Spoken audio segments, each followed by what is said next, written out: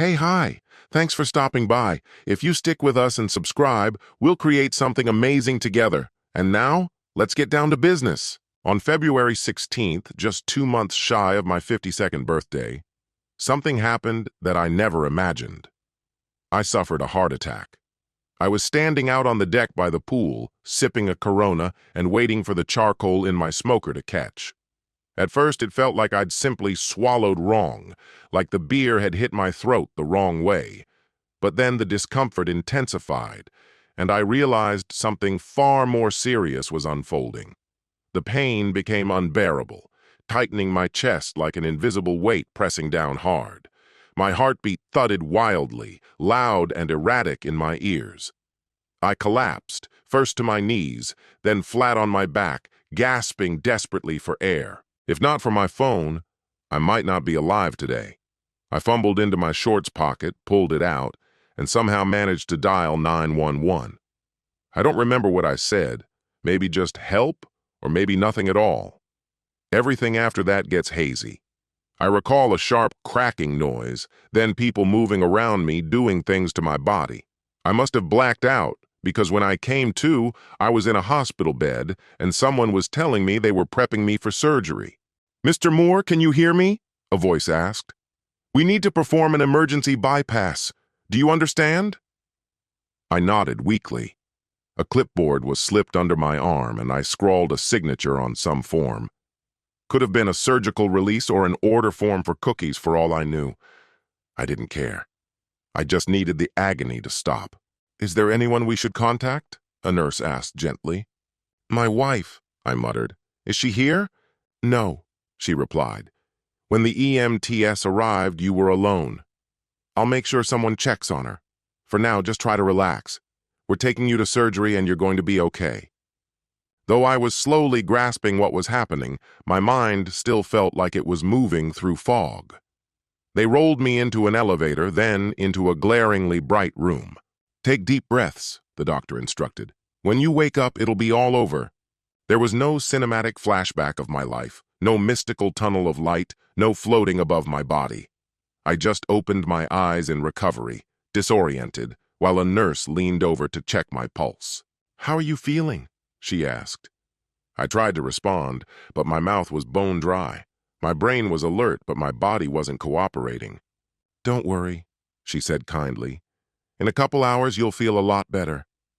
Just rest for now." She was right.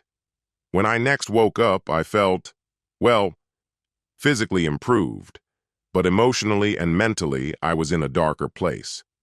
Sitting beside my bed was Sandy, my wife of 28 years. "Are you okay?" she asked softly. "The neighbors filled me in." "The doctor says you're going to recover fully," she added, smiling. My mouth still felt like sandpaper, but I tried to speak. What came out was barely audible.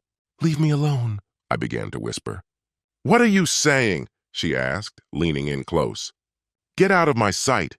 "Leave me the hell alone," I said, this time loud enough to be understood. "Honey, don't speak. Just rest, okay? I'm not going anywhere," she said, reaching out to touch my cheek. My heart rate jumped, my face turned red. A nurse burst in to assess the commotion. "Miss, I'm going to have to ask you to step out," she said firmly. "You're upsetting the patient and raising his vitals." "But I'm his wife," Sandy said, her voice shaking. "I understand, but right now his health comes first. I need you to wait outside." Sandy looked at me with a mix of confusion and hurt as she backed toward the door. "I'll be right outside if you need anything," she said quietly. I motioned for the nurse to come closer.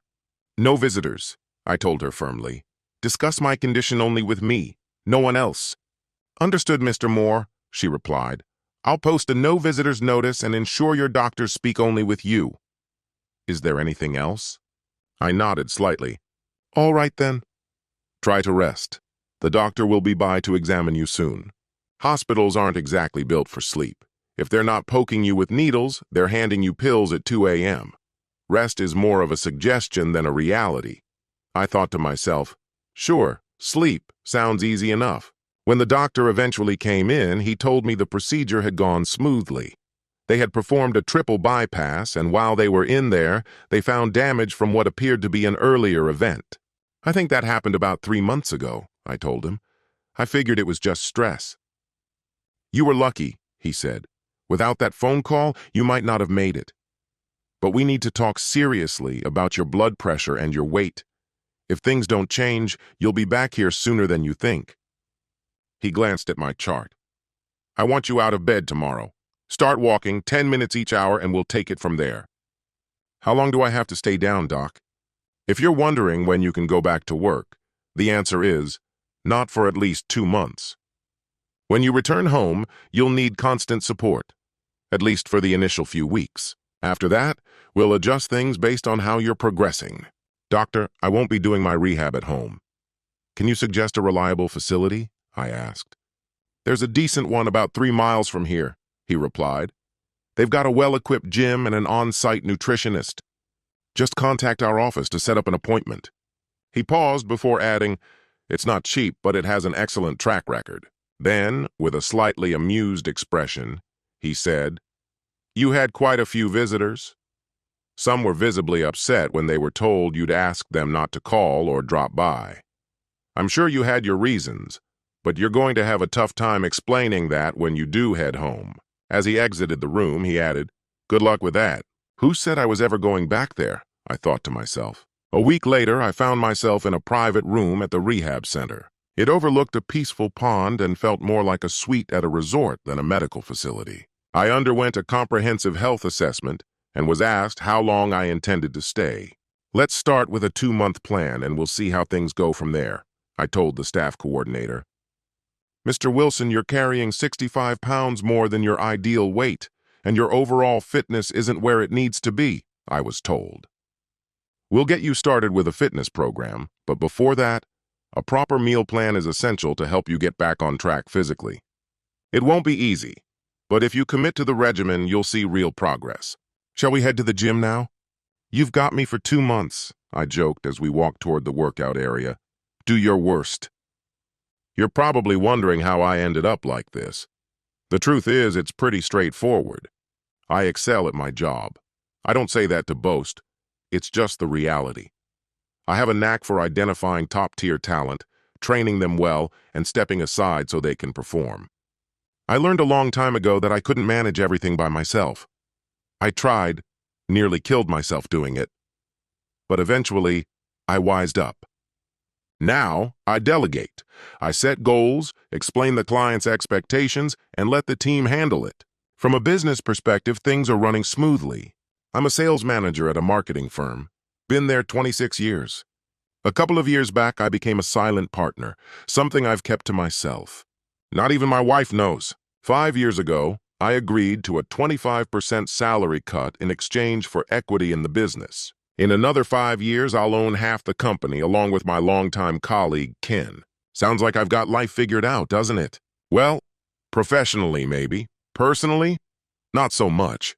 I've got 2 overindulged kids and a wife obsessed with maintaining a social calendar. My youngest, John, got a great college education, and let's just say he wasn't thrilled when I didn't offer him a role at the company. I told him mixing family with business is a bad idea. The truth? I didn't want to be the one to fire him if, or when, he inevitably screwed up. He's married now, found himself a nice girl, but still, every couple of months he comes around asking for cash. I used to cave in every time, not anymore. Then there's Tina, my daughter, 2 years older than John and still a professional student. I think she's on year 6 of college. She's changed majors 3 times. I've lost track of what she's even studying. At the start of the school year, I gave her an ultimatum. 1 semester left, and then she's on her own. She complained to her mother, of course. When Sandy came to me about it, I told her I was done funding this endless education. You see the picture now, right? I stopped playing the part of the generous dad with a bottomless wallet. At 25 and 27, they're adults, and adults pay their own bills. The Bank of Dad is officially closed. Sandy, though, she's another matter entirely. A few months ago, one evening, I tried to reconnect with her. Things had cooled off between us, physically speaking, and I wanted to change that. After dinner, I poured her a glass of wine and said, "You in the mood for a little us time?" She glanced at me and replied, "I'm kind of worn out. Plus, I've got that party to plan." "Oh, come on," I said, half teasing. I'm not asking you to donate a kidney, just looking for a little affection. But the look on her face, about as enthusiastic as someone sitting in a dentist's chair. We got into bed, and almost immediately she started complaining. Okay, forget it, I muttered, climbing out of bed and heading to the bathroom. Where are you going? She asked. Somewhere I don't have to listen to you gripe about how awful it is to be with me, I shot back, slamming the door. Eventually, I went to the guest room. Seriously? Where are you headed now? She called after me. Away from you, before I say something I can't take back, I said, slamming another door behind me. She wasn't wrong, though. I had put on a lot of weight over the last couple of years. I should have taken better care of myself. I took up golf to impress clients more than for enjoyment, and frankly, I was terrible at it. The one redeeming feature of joining the country club was that there was always something happening, some excuse to get out of the house. The following morning, I left before Sandy even stirred in bed. I was still seething, though a layer of calm had begun to settle in. Maybe it wasn't entirely her fault, I thought, trying to find balance in the middle of my frustration. At my desk, donut in hand and sipping a second coffee, I tried to distract myself. Around 10, an email popped into my inbox, from Sandy, sent from her office. It didn't include an apology. There was no "I miss you" or even a faint "sorry." Just a curt explanation. She hadn't felt like it last night. And instead of working through it, I'd stormed off in a huff. I pushed the coffee aside and tried to remember the last time we'd made love, and it had felt real. It had been a long while. Things between us had unraveled, and it seemed like Sandy would rather skip intimacy altogether than share it with me. And that's when the thought hit me. What if she's getting that connection somewhere else? That possibility changed everything. I decided I'd bring it up, come what may. What was the worst she could do? Deny it? Blow up? I composed a direct, unapologetic reply. Whatever's going on, whoever's involved, if you still want this marriage, you better end it now. I hit send, knowing full well I'd get a reply, though I didn't expect it so quickly. Sandy didn't wait until I got home. Her response came like a storm, furious and sharp. How dare I accuse her of cheating? She turned it around, claiming I was the one dragging down our sex life, not her. She even mocked my health. Said I was winded after a flight of stairs. What kind of sex life was I expecting? Suggested she buy an oxygen tank and park it next to the bed. And that was her being generous. Her final jab? That maybe I should make the guest room my permanent quarters, so she wouldn't be blamed if I keeled over from a heart attack. I kept my reply brief, so be it. That night I didn't bother going home for dinner. Instead, I grabbed a bite with my colleague Ken. Part of me wanted to stay out all night, but I knew that would just make things worse. When I finally returned, Sandy was waiting at the door, ready to pounce. How dare you accuse me of cheating? She screamed. In all our years together, I've never once been unfaithful. I didn't flinch. Well, I said, since you're clearly not getting it from me anymore, I figured someone else was picking up the slack. Then I added, I'm exhausted, and if all you're going to do is yell, I'm going to bed. Her voice dripped with sarcasm. I guess that means you won't be sleeping in our bedroom anymore? What would be the point? I replied, climbing the stairs. You made it clear I'm not wanted there. I don't go where I'm not welcome. Get some sleep yourself. Like I care, she shot back, trailing me as I ascended. That's when the pain started in my chest, subtle at first, then sharp with every step. Still, I kept going. I'm not sure if I hit the wall or just collapsed against it, but I barely made it to the guest room before I crashed fully clothed onto the bed and blacked out. When I finally came to, the clock read 2:30 a.m. I dragged myself into the bathroom, staring at my own reflection as I splashed cold water on my face. I can't let her treat me like this, I thought. But when I looked in the mirror, I didn't like what stared back. Pull yourself together, I muttered, peeling off sweat-soaked clothes. The next morning I slept in until nearly 9. The house was empty. Sandy had already left. I called in sick. But instead of lounging around, I headed straight to my doctor's office. You need to drop 50 pounds minimum, he said bluntly. Your blood pressure's dangerously high. I'll write a prescription, but unless you change your lifestyle, you're facing serious risks. I'd heard all this before. Same warning, different day. I'd tried dieting in the past, but I'd never stuck with it. I told him I'd make the effort this time. He booked a follow-up for 3 months out and handed me some diet plans and a calorie chart. They went straight to the back seat of my car. At home, the atmosphere had turned Arctic. We didn't eat together anymore, spoke only when absolutely necessary. By the end of the second month, we'd resumed speaking, but only about shallow things. Surface-level stuff, the kids, nothing meaningful. No apologies, no honesty. Saturday rolled around, the day of the annual charity auction at the club. "Steve, are you going?" Sandy asked, breaking the silence. "Yeah, I'm going," I replied. "Well, maybe we could go together," she offered. "Did you press your tux?" she added almost casually. Pressed clothes, shoes shined, everything in order. The ride to the club was smooth, almost silent. We avoided serious conversation until I broke the ice. "I'm sorry," I murmured, eyes fixed on the road ahead. "Me too," Sandy responded softly. "I missed you.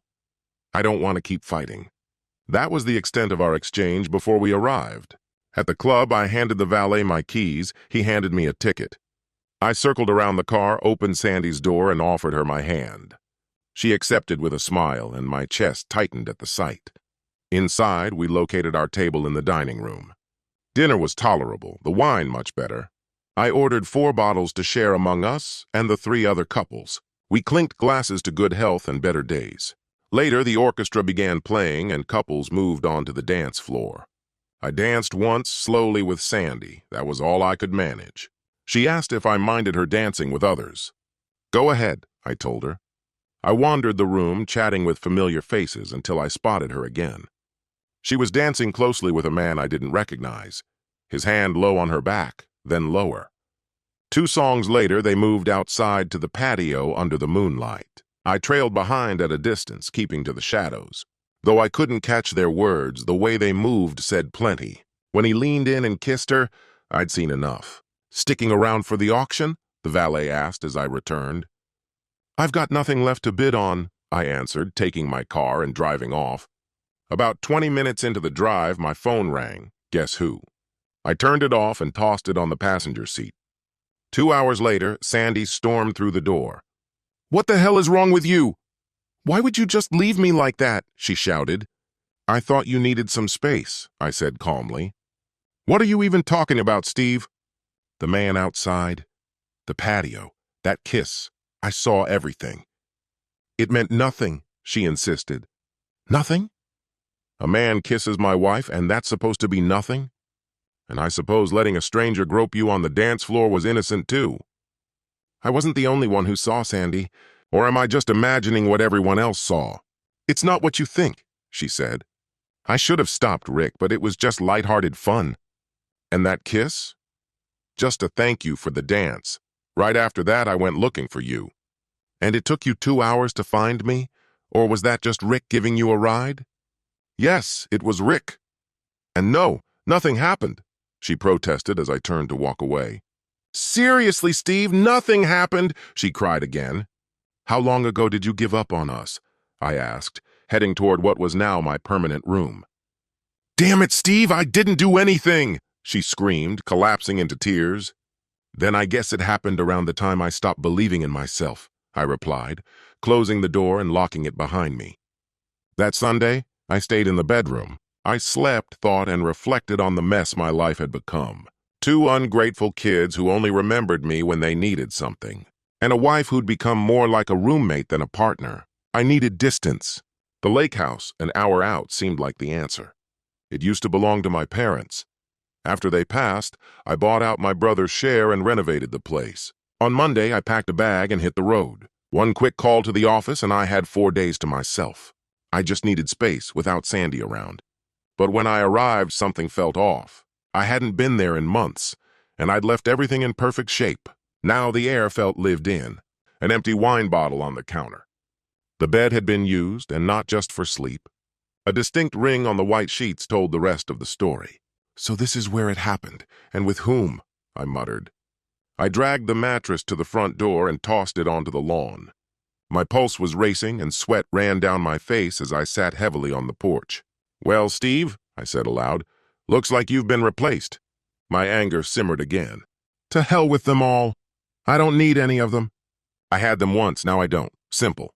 For the next 4 days, I sat with my thoughts. I wrote down everything I wanted in life. Every goal, every dream, none of it included my family. It was like a bucket list, just without the bucket. I returned home late Friday. Sandy was nowhere in sight. She didn't return that night. By Saturday afternoon, I was ready, waiting for her to explain where she'd vanished for the last 48 hours, when everything spiraled out of control. That's when I suffered a heart attack. Next chapter, and that brings us to the present. I finally rang Ken at the rehabilitation center to let him know I was alive and hanging in there. They figured it was best not to call, he said. How are you holding up? Improving, but still not at full strength, I admitted. Looks like I'll be horizontal for a couple of months. I told him I needed Judy to bring me my laptop so I could stay in the loop and communicate. Are you sure that's a good idea? Ken asked, hesitating. Don't worry, I reassured him. I'll take it easy. Judy and I will just stay in touch. He paused before saying, Your wife came by the other day. Took something from your desk, I think. It looked like a photo of you. How are you really doing? He added. Never felt better, I lied. Just have Judy drop off my computer and for God's sake, don't let anyone know where I am. I'm not taking visitors. I laughed and added, By the way, I'm milking every last penny out of our insurance plan. That's what it's there for, he said. Just focus on healing. Let me know if you need anything. By the second week, I had a new name for them. Bastards. First, they nearly killed me with the brutal gym routines. Now they were trying to starve me with scraps. I stared down at my tray and thought, I've seen appetizers bigger than this. I was exercising 4 times a day, consuming 5 miniature meals a child couldn't live on. But the weight was falling off. After about 5.5 weeks, the irritability faded and I found a rhythm. The food still tasted like cardboard and there was never enough, but I couldn't deny how good I felt. I could walk on the treadmill for half an hour without needing supplemental oxygen. My jeans sagged at the waist, and for the first time in forever I was starting to feel human again. Hell yes, I've got this, I told myself. Chapter 2. When the Goodwill truck rolled into the driveway, Sandy assumed they were just turning around. Mrs. Moore? The driver asked. Yes, that's me. I'm here on a pickup request, he said, and I have instructions for you. A request? I didn't schedule anything. I know, ma'am, he said. This one came from your husband, Steve Moore. He held out a form with Steve's signature at the bottom. It states we're to collect any clothing items in the home that belong to him. According to the note, they haven't been boxed yet, so if you could point us in the right direction, we'll get started. We're on a tight schedule today. Reluctantly, I took them upstairs to our bedroom and showed them Steve's closet and dresser. One of the workers followed me downstairs to the storage area where Steve's winter gear was kept. They had everything packed and loaded into the truck in under an hour. I signed the form and kept a copy for myself once they were done. What the hell is going on? I wondered. Ever since the incident in his room, I hadn't been allowed to visit or even speak to Steve during his hospital stay. The medical staff wouldn't tell me a thing. Not how he was doing, not when he might be released. When Steve suddenly cut ties with John and Tina, I got genuinely worried. Sure, he was angry with me, but ignoring his kids? That wasn't like him. On Tuesday, I took matters into my own hands. I snuck into the hospital and climbed the stairs to his floor. There was no way the nurse would let me through if I asked, so I waited until she stepped away down the hall and then darted into his room. Hey! I burst in, shouting, Why are you shutting me out? The startled woman in the bed stared at me. I don't know you, she said cautiously, trying to process who this wild stranger was. What room did you move Steve Moore to? I demanded at the nurse's station. I'm very sorry, she said softly. He's no longer here. Tears stung my eyes. I demanded answers. What happened to his body? Choking on my own grief. I'm his wife, damn it, I said, my voice cracking with both sorrow and fury. I deserve to know. When I said he left, the nurse replied coldly, I meant he was discharged 2 days ago. If you want more details, you'll have to speak with the administrative office. Now, if you'll excuse me, I have an entire ward full of patients to tend to. When I got to the office, they confirmed Steve had been released and transferred to a rehabilitation facility, but they refused to tell me which one. They claimed he had left instructions restricting the disclosure of that information. Of course he did, I muttered bitterly as I exited the building. Sitting in my car, I tried to gather my thoughts and plan what to do next. Steve had been right about one thing. Emotionally, I had already checked out of our marriage long ago. His body had ballooned over the years, and every time I mentioned his weight, he accused me of criticizing him unfairly. He'd grown into a shape that resembled a large, lumpy sack, and our intimacy had withered down to a sad routine. Once a month, maybe. Usually only after he'd sulked about it for days. I went along with it, but it was out of obligation, not desire. He might have enjoyed it, but I certainly didn't. That deep dissatisfaction was when Rick came into the picture. We met not long after we joined a local country club. Once a month, they hosted a dinner dance, and Rick always showed up solo. He made the rounds, dancing with every unattached woman in the room. Steve, on the other hand, would vanish halfway through the night, either to drink or stuff his face. Rick and I ended up spending the rest of those evenings on the dance floor together. It had been so long since anyone had held me close like that. Eventually, we were sharing several dances a night, then slipping away to the patio to talk until it was time to head home. Or until I spotted Steve looking for me. A few months after that, Rick and I arranged to have lunch one Saturday afternoon while Steve was out golfing.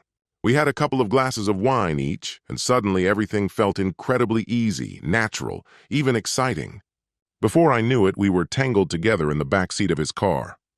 Afterwards, we straightened our clothes, exchanged a quick kiss, and I went back home. It wasn't until I stepped into the shower that guilt began to creep in. As I stood under the water trying to let the heat wash away the tension, all I could think about was Rick. What the hell am I doing, I asked myself. I had just fooled around with another man in his car, and now he was on my mind instead of my husband. This is seriously messed up, I thought, ashamed. The truth was, I wasn't physically or emotionally drawn to Steve anymore. Over the following 2 weeks, I nagged and pleaded with him to lose weight, telling him how much better he'd look and feel, but he refused to listen.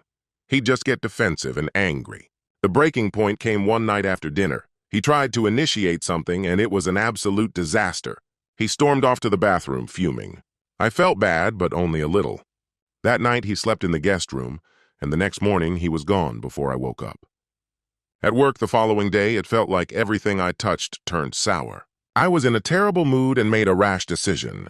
I sent Steve an email blaming him for abandoning me the night before.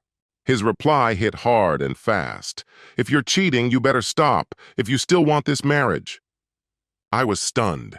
There was no way he could have known about Rick. Then again, if he had been more present at home, maybe none of it would have happened. And it's not that we actually had intimacy. We were just fooling around, nothing more. Still, I probably shouldn't have replied while I was angry. But I did. I went off. I told him I never technically cheated. I said if he weren't such a lazy, overweight slob, maybe our marriage wouldn't feel so broken. Looking back, I realized I was just pushing him further away. He must have been exhausted from all the fighting. Eventually, he wrote back saying maybe he should move permanently into the guest room, since I clearly didn't want him around. Things began to spiral out of control after that. When he came back home, we had a massive argument. We hurled blame at each other like weapons. That night, I slept alone, and it became a regular thing. But then, at a charity auction not long afterward, we both finally broke down, and we apologized. It broke my heart, but I think we were both too proud to admit our faults or to face the real issue between us. The evening started beautifully. Dinner was amazing, and for a while everything felt just right. Steve shared a dance with me before drifting off to mingle with his friends. That's when I made a poor decision. I accepted a dance from Rick. We were dancing, maybe a bit too closely, and when we stepped out onto the patio, Rick confessed he wanted something more. Then he kissed me. I immediately pulled away, told him it was a mistake, and made it clear I'd never be unfaithful to my husband. I left him there, clearly stung by the rejection. I hadn't noticed Steve leave, and no one else had either. The parking lot attendant eventually told me he had driven off about 30 minutes earlier. When I called, my call went straight to voicemail. I was furious and more than a little drunk before I realized I had no way to get home. Rick approached again and asked me what had happened. I told him Steve had stormed off for some unknown reason and wasn't answering his phone.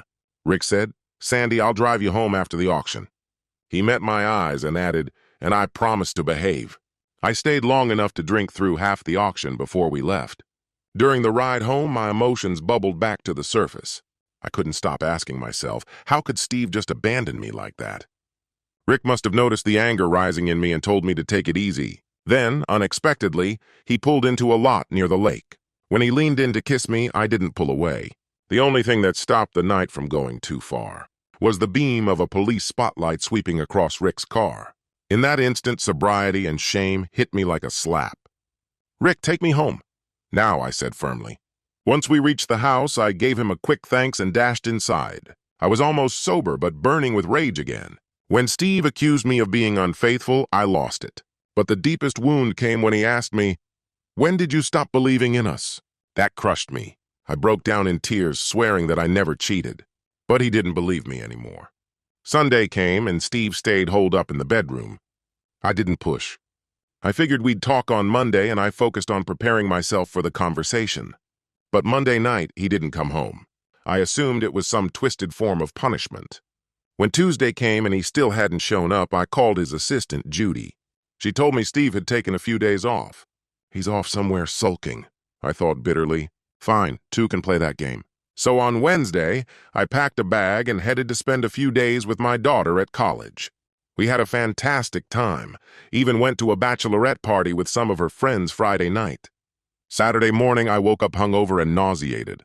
"Guess I'm too old for nights like that," I muttered as I got ready to leave. I hugged my daughter goodbye, thanked her for the fun, and headed home. But before I could even step out of the car, a neighbor rushed toward me. "Steve was taken to the hospital in an ambulance this morning," she told me. The front door was shut, but the lock had been busted. Inside, a few things were out of place. On the back deck, I caught a whiff of smoke. The grill was still smoldering, 2 pans sitting on the grate. I brought them inside, stashed them in the fridge, and grabbed the yellow pages. There were only 2 hospitals nearby. I called Mercy General and got lucky. They confirmed Steve was there but wouldn't tell me anything else. I threw on clean clothes and rushed out the door. "Triple bypass," I blurted when I got to the hospital. "How much longer is the surgery?" "About another hour," someone told me. "All you can do now is wait." He's in good hands. The doctor caught it just in time. "After the operation, he'll go to recovery," the nurse continued. "Then we'll move him to a room. Wait in the lobby. We'll come get you when it's over." "Can you spell idiot?" Because that's exactly how I felt. He could have died, I kept repeating in my head. I swore that once I brought him home, I'd show him just how deeply I still loved him. We would get through this side by side, but I never got that chance. Eventually, I tracked him down at a rehab facility, but he still refused to see me. My frustration grew. Being stubborn was one thing. But this? Steve was taking it to a whole new level. Somewhere, somehow, he must have learned about what happened with Rick. I don't know who it was or how they found out, but someone must have seen us and said something to him. All I'm asking for is the chance to explain that it wasn't what he thinks. But he's been avoiding me completely. Won't return my calls. Ken and Judy were useless. When I learned he had a laptop, I tried emailing him. I didn't pour my heart into it like the last one. "Steve, I miss you and I still love you. I don't understand why you're shutting me out. I know we've been through a rough patch, and we've both said things we shouldn't have, but I still believe there's love between us. Please let me explain what really happened or what didn't. I can't do this without you, and I want us to grow old together. If you won't see me, at least talk to me. The kids are confused, too. They tried visiting you in the hospital, but the nurse wouldn't let them in." John was furious. I was, too. "They deserve a word from you. They're worried sick. With love, your wife." Chapter 3. I was in the middle of drafting a scathing email to a sales rep who had completely botched a major order when Sandy's message popped up on my screen. I finished threatening to cut the guy off if he ever made a mistake like that again, then returned to her email. I read it 3 times before composing my reply. "Sandy, let's not dance around the issue. You stopped being my loving wife over a year ago. Yes, I've gained weight, I'll admit that. But back when you were heavily pregnant with John, did I mock you for your size? Did I?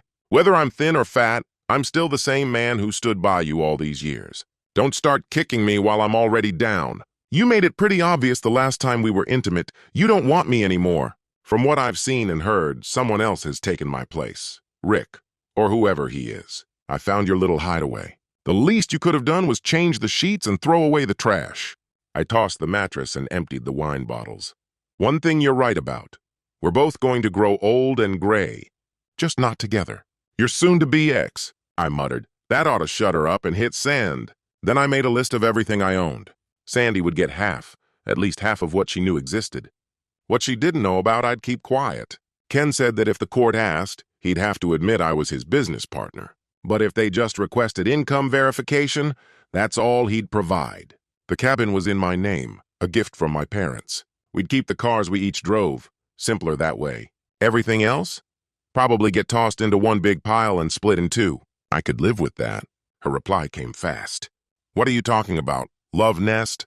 The only love nest I've ever known is our bedroom. If you think I've been unfaithful, then at least have the decency to say it to my face. This back and forth over email is childish, but if this is how you want to talk, fine. I shot back. Do you really take me for a fool? I was at the cabin. I saw everything. Wish I'd never gone. Too bad I was there just a week before I ended up in the ER. Were you with him Friday and Saturday? Or did he spring for a hotel this time? I thought that would end the conversation.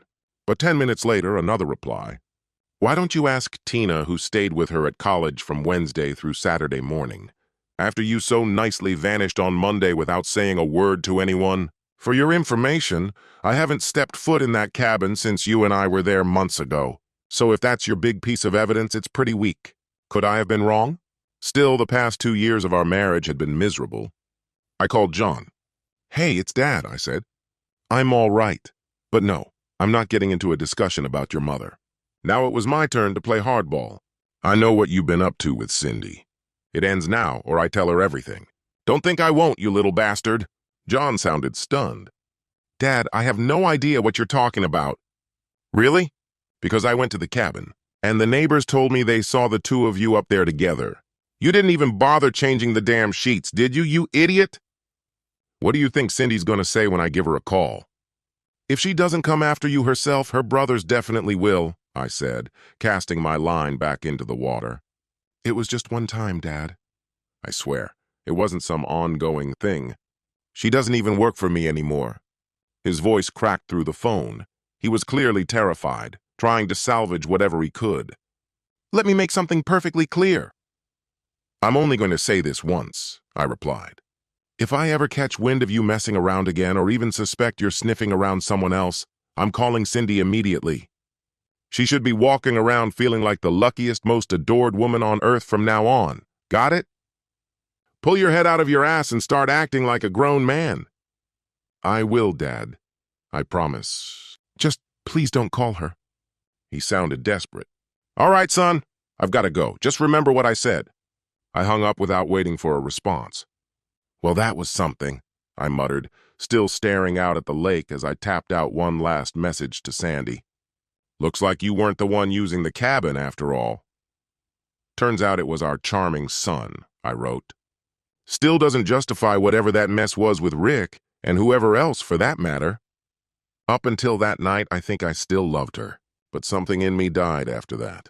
Maybe she still loved me in some way, but the kind of love we used to have. That had been gone for a long time. I hated admitting it, but I couldn't keep living like that. Life's just too short. I learned that lesson the hard way. That was how it ended between us. And I wasn't blameless either. We both saw the distance growing, and neither of us did a thing to stop it. Between her packed work days, our kids, and her constant social obligations, there was no room left for us. And I was buried in the grind, chasing business deals as if my life depended on them. Sandy still looked incredible, just like when we first met. Me? I looked like the before picture in a weight loss ad. That had to change.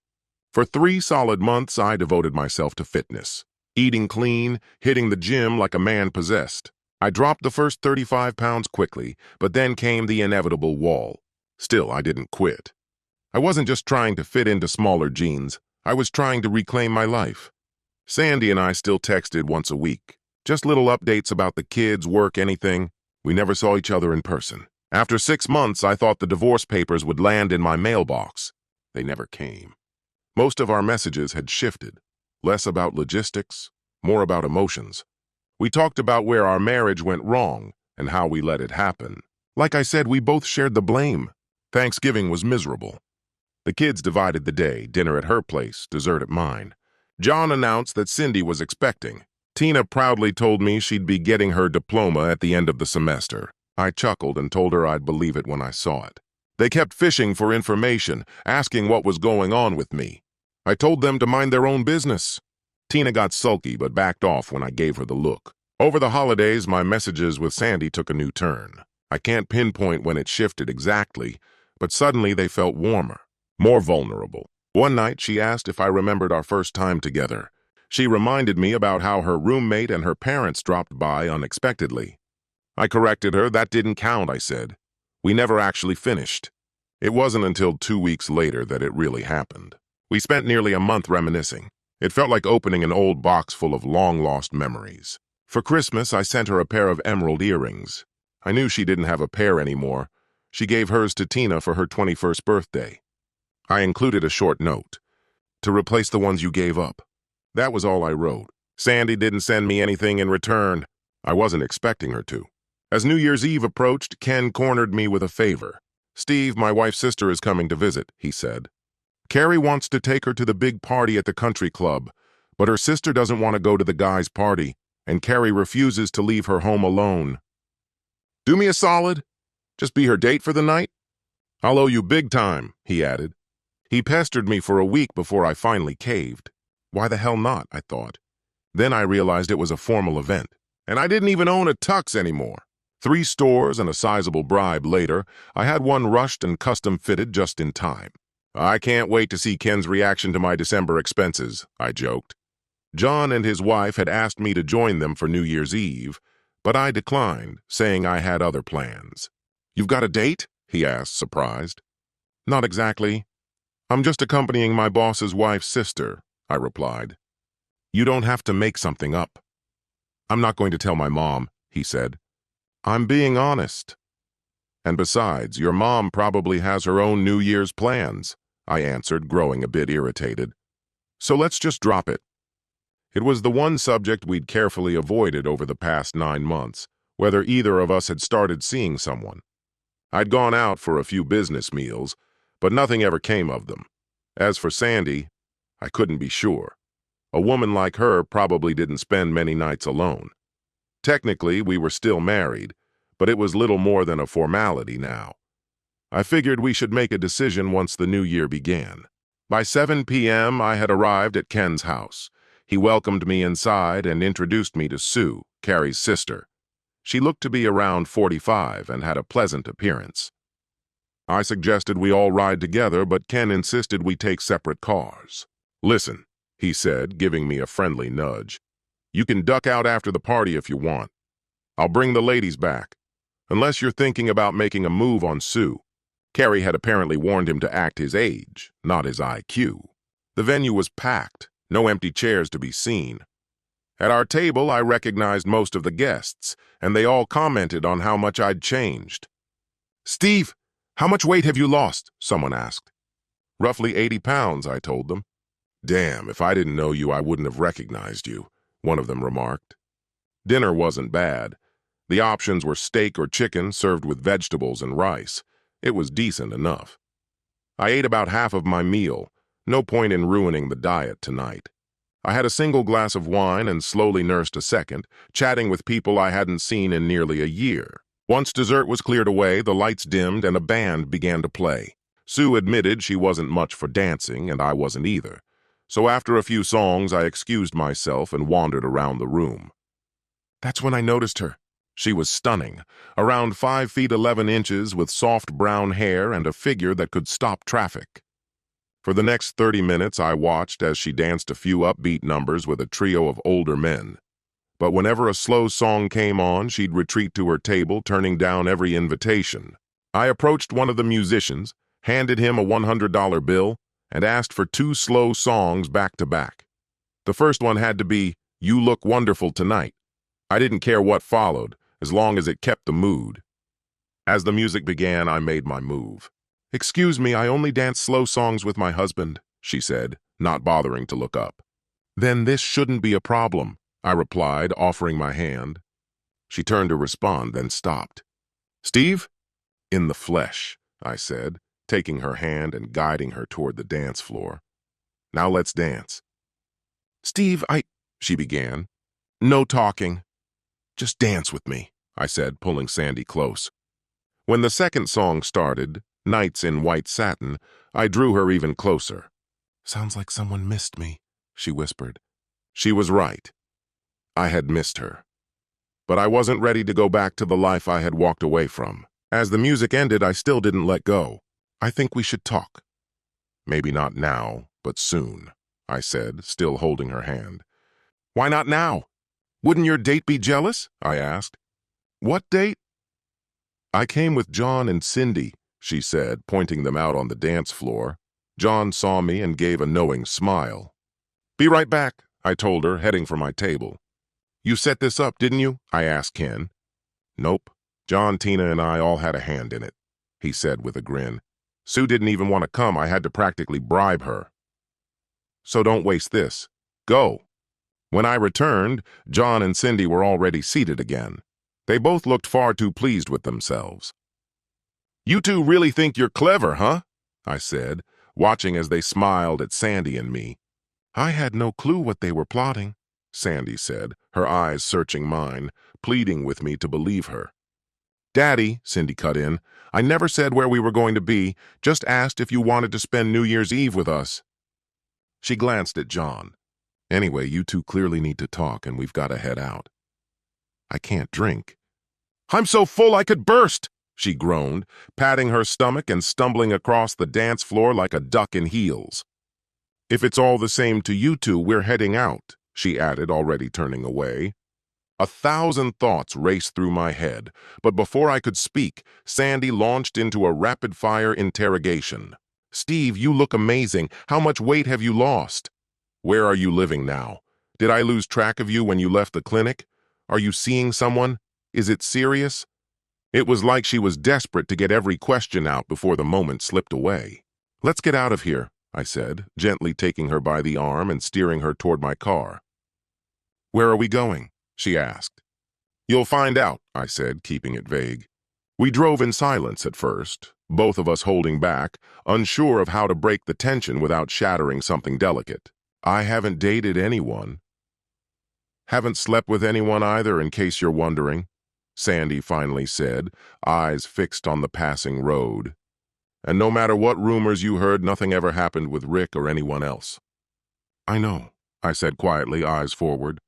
She turned to me, confused. "What do you mean you know? You're the one who thought I was cheating."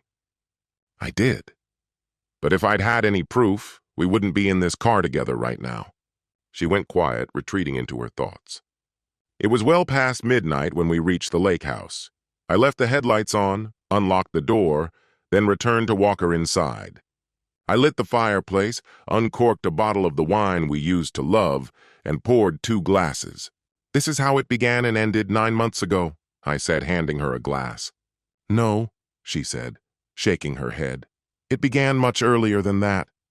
That night was just the explosion. I can't tell you how many nights I stayed awake thinking you hated me," she said, a tear falling down her cheek. "I've imagined so many ways to make things right, if you'd ever give me the chance." I reached out and pulled her close. We never even touched the wine. Our clothes trailed through the living room, over the kitchen table, and finally into a heap in the bedroom. "If this isn't the start of the new year, I don't know what is," I murmured. Afterward, I retrieved the glasses and bottle, returning to the bed. "This is going to be a long conversation," I said, reclining beside her. We clinked glasses, a quiet toast to new beginnings, hopefully better ones. "I know we need to talk," she began, "but before we get into it, I just want to say I'm sorry." "I'm sorry." "You're sorry. The kids are sorry," I cut her off gently. "But that doesn't fix anything. What we feel has to change. You and me. The way we think about what's left of this marriage. I can't go back to what I walked away from," I told her.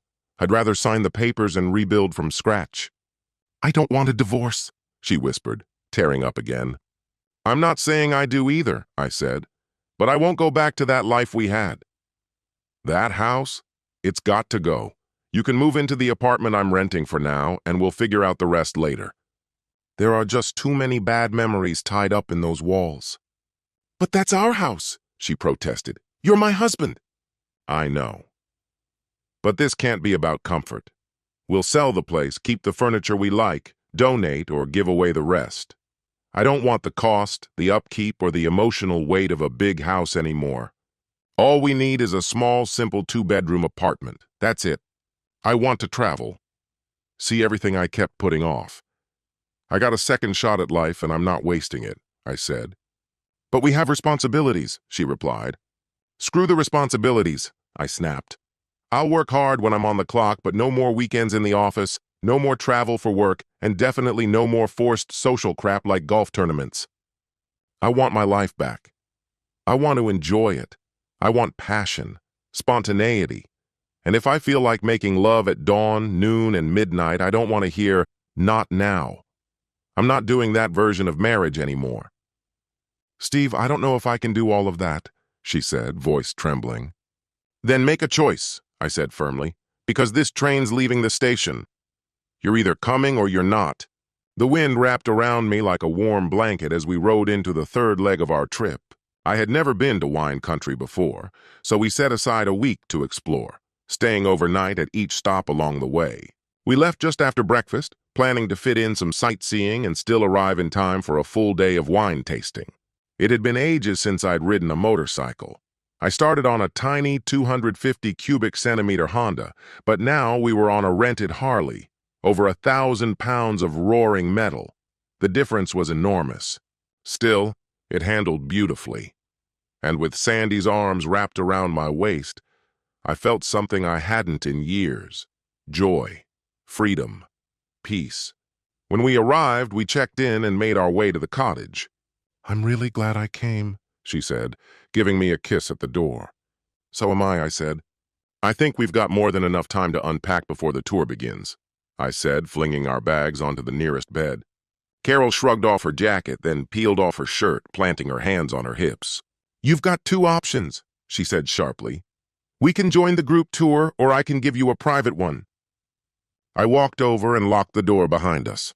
Her version turned out to be far more exciting and far more satisfying. Afterward, we shared a shower. While getting dressed for dinner, I pulled her close and kissed her softly. Any second thoughts? I asked. Not one, Carol answered. Then let's get going. I'm starving. You got that right, she said. The truth is, Sandy missed her train. Steve, we're not teenagers anymore. She reminded me that night in the cabin, trying to reason with me. We can't just toss everything aside and begin again. Let's give it 6 months, I suggested. We'll revisit the idea then, okay? The divorce only took 3. Most people thought I had lost my mind, but I moved forward anyway. The kids sided with her, no surprise there. Sandy kept the house. We divided nearly everything else 50-50. Ken showed the court my annual income. I haven't spoken to Sandy or seen her since the day everything was finalized. I sincerely hope she's doing all right. Then, one Saturday morning, I ran into Carol at a 5K event. We each won in our respective age categories, and that led to us running together after work regularly. One Sunday, after a long morning run, we cleaned up together and ended up tangled in each other again. That was 8 months back. She's 6 years younger than I am. Her favorite question for me is, do you think you'll ever act your age? And my answer? God, I hope not.